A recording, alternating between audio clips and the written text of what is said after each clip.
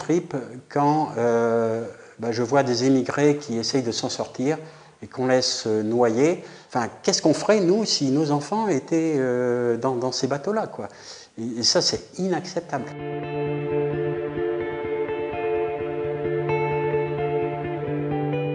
Il faut qu'on délivre ce message, qu'on donne tous les moyens pour que les gens de l'autre côté de la planète aient autant de chance que nous. Non à la religion de l'argent, non à des noyés en Méditerranée, non à des injustices qui s'accroissent entre les plus riches et les plus pauvres, et non au fait que des Iliens doivent quitter leur pays parce qu'il y a le réchauffement climatique à cause de nos comportements. Et donc ça, pour moi, tant que je serai en bonne santé, je combattrai jusqu'au bout, parce que, quelque part, si j'avais été à leur place, si j'étais né dans leur pays, qu'est-ce que j'aurais fait? Quel change j'aurais eu? Donc il y a quelque part un combat qui doit nous nourrir tous les jours. C'est très difficile comme décision à prendre. De savoir que les traversées continuaient, que des hommes, des femmes mouraient en mer, que la Méditerranée devenait un véritable trou noir. Ces naufrages devenaient invisibles, plus de navires pour pouvoir témoigner de ce qui se passait en mer.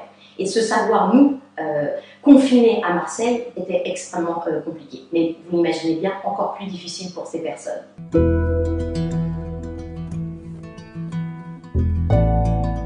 Notre mission, c'est de secourir, c'est de porter assistance, tendre la main à celles et ceux qui sont en détresse en mer.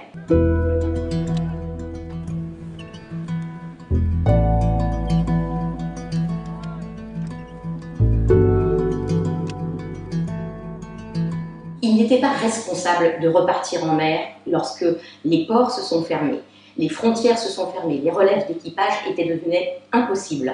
Nous n'étions plus en mesure d'assurer la moindre évacuation médicale, c'est-à-dire qu'on ne pouvait plus garantir la sécurité de nos équipes et la sécurité des personnes que l'on aurait secourues. C'était très difficile comme décision à prendre.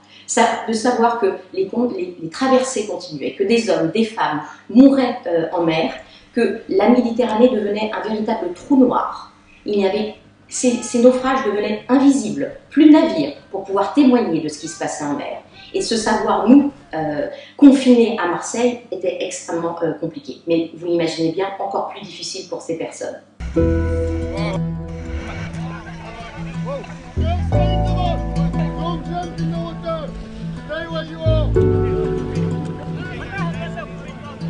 La crise, la pandémie, la fermeture des ports, le chaos mondial n'a pas arrêté les départs. Ces hommes, ces femmes, ces enfants vivent l'horreur en Libye. Ils n'ont d'autre choix que de chercher à fuir ce pays. Il est important aussi pour nous de pousser les États à reprendre leurs responsabilités et notamment la relocalisation des personnes une fois qu'elles ont été secourues. Parce qu'il n'est pas du tout de faire une opération de sauvetage, il nous faut également pouvoir débarquer ces personnes sur la terre ferme, et cela n'est possible, en tout cas en Europe, que si les États se sont entendus pour la relocalisation des personnes rescapées. Or, ce système, il a volé en éclats.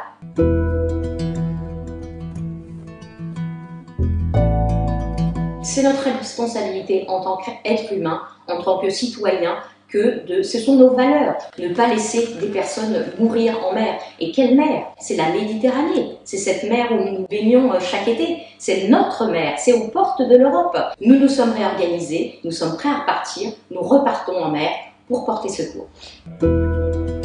À Calais, on a 1000 personnes qui n'ont pas accès à l'eau. Notre partenaire nous a relayé cette information que des expulsions continuaient à avoir lieu quotidiennement des personnes migrantes, ce qui est un risque à la fois pour les personnes, pour les forces de l'ordre et pour les habitants.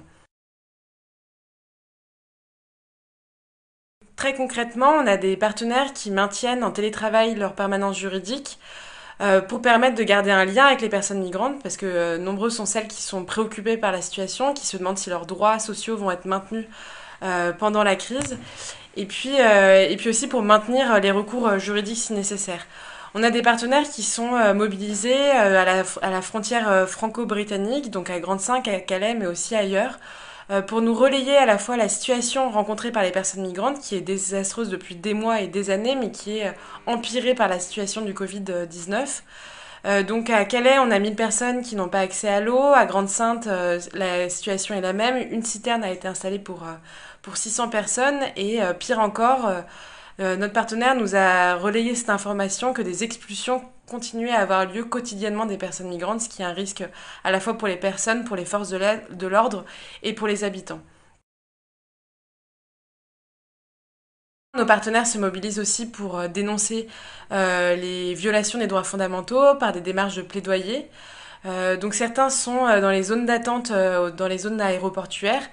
Donc même s'il y a de moins en moins de personnes dans ces zones d'attente, des refoulements ont été signalés, c'est-à-dire que des personnes arrivent dans les aéroports et sont directement refoulées sans avoir même la chance de déposer une demande d'asile. Donc c'est contraire au droit d'asile et puis c'est aussi contraire aux précautions recommandées par l'Organisation mondiale de la santé pour faire face à la crise du coronavirus.